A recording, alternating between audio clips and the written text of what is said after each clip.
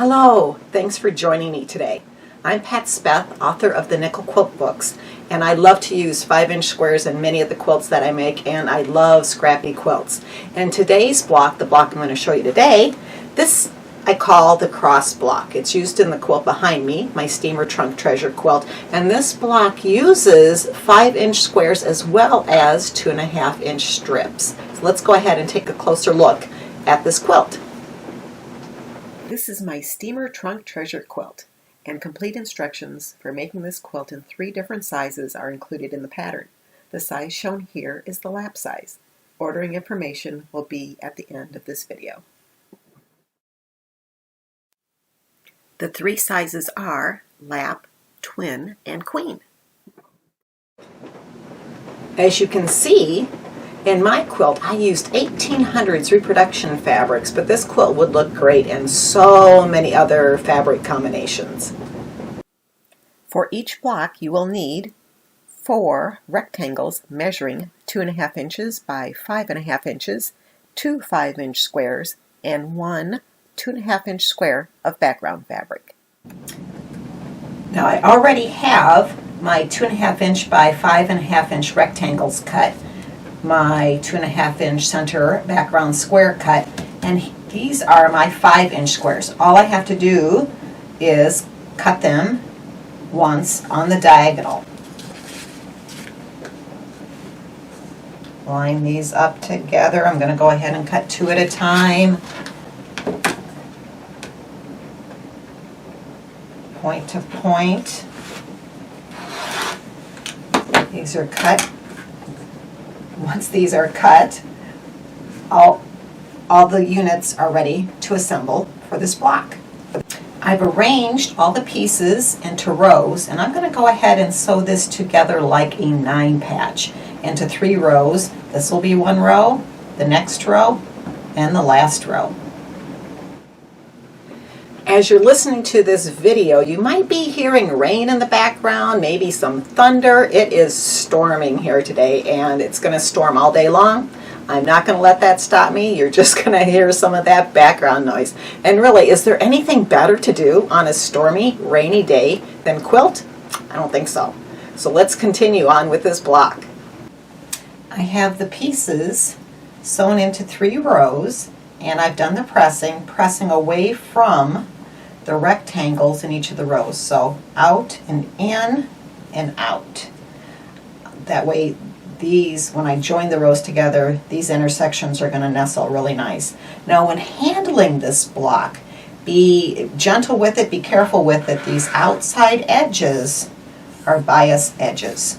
So you don't want to overwork them when you're pressing, when you're ironing, when you're handling. Just be aware that those bias edges will stretch a little bit if you work them too hard.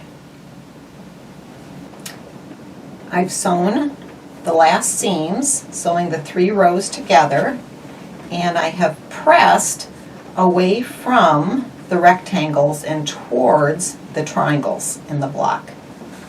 It is now ready to be trimmed up to 8.5 inches. And to do that, I'm just going to use a square ruler, and I'm putting down a piece of shelf liner just to make sure my ruler stays in place and doesn't slip around on me.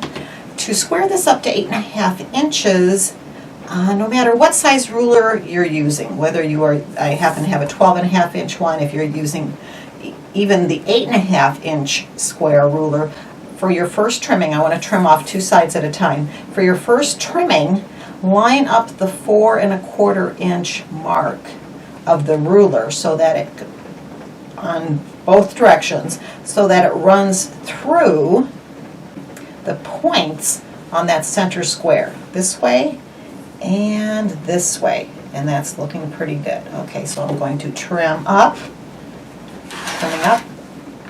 trimming over, pressing a little bit harder where those seams are.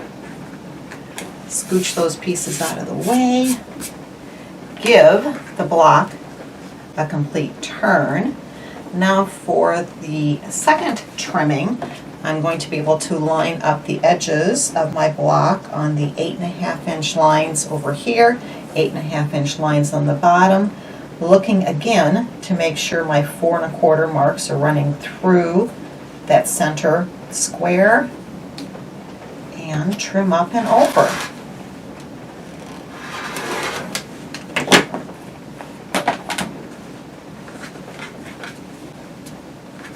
And now our cross block is a perfect 8.5 inches square, just like the star blocks I did in my last video.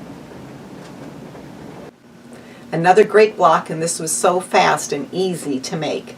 Now, when selecting fabrics for this block, I recommend a big variety of darks and mediums, and I'm going to show you why right now. Here's the block I made today, and this is the block that I showed at the beginning of the video. Playing around with darks and mediums, this one, for the rectangles, I chose dark fabrics and more mediums. For the triangles, this one, I went with the deeper, darker fabrics for the triangles and more of a medium valued fabric for the rectangles. And when you're placing these then in a quilt, that will add some extra sparkle to the quilt and keep your eye moving around the quilt when you switch out where you have placed your darks and mediums. These two blocks are the only blocks that you need to make for my steamer trunk treasure quilt. And I posted a video earlier on making the sawtooth star block, and I will include a link in the description portion so that you're able to quickly find my demo for this. As a special thank you for those of you ordering books from my website, you could actually receive the steamer trunk treasure pattern for free, or any of my patterns that you might choose. Details for this free pattern offer are included in my short commercial coming up next. Thank you for joining me today, and until I post my next video, have fun making your quilt. The pattern for making the steamer trunk treasure quilt in 3 sizes can be ordered from my website along with the Nickel Quilt books and many other individual patterns. I've included a link to my website below in the video description area to my website. When you purchase a book from my website, you can receive a free pattern of your choice from any of my published patterns. Write in the name of the pattern in the inscription area. 1 free pattern per book purchased. Yes! If you purchase more than 1 book, you may select a free pattern for each book purchased. You must write in the pattern name at the time of purchase. If a pattern name is not written in, a free pattern will not be shipped after the book is shipped. Purchases from my website will help fund the creation and production of more Nickel Quilt videos for all to enjoy and learn from. Thank you.